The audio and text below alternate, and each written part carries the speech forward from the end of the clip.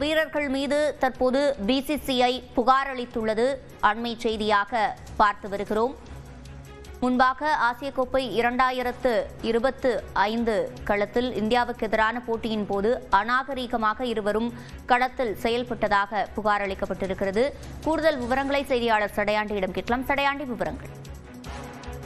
Sivaranjani, India Pakistan cricket போட்டியின் போது பாகிஸ்தான் வீரர்கள் அநாகரிகமாக நடந்து கொண்டதாக இந்திய கிரிக்கெட் கட்டுப்பாட்டு வாரியம் சர்வதேச கிரிக்கெட் கவுன்சிலுக்கு புகார் அளித்திருக்கிறது.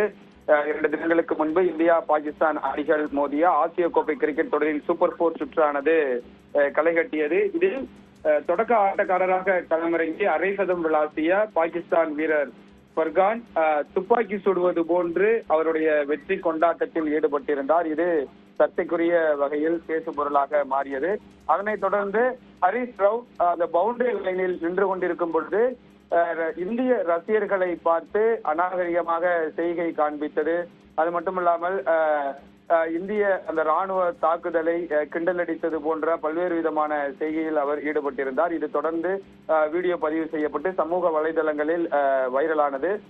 இதனைத் தொடர்ந்து இந்திய கிரிக்கெட் கட்டுப்பாட்டு வாரியம் சர்வதேச கிரிக்கெட் கவுன்சிலுக்கு புகார் அளித்திருக்கிறது. 2 பேர் மீது ஒழுங்கு நடவடிக்கை எடுக்கப்பட வேண்டும் என்ற ஒரு புகாரை தெரிவித்திருக்கிறார்கள்.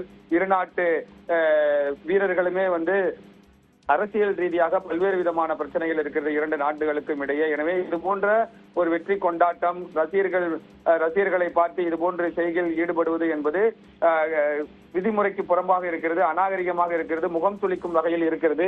எனவே இவர்கள் 20 மீது நடவடிக்கை எடுக்க வேண்டும் என பிசிசிஐ கோரிக்கை வைத்திருக்கிறது.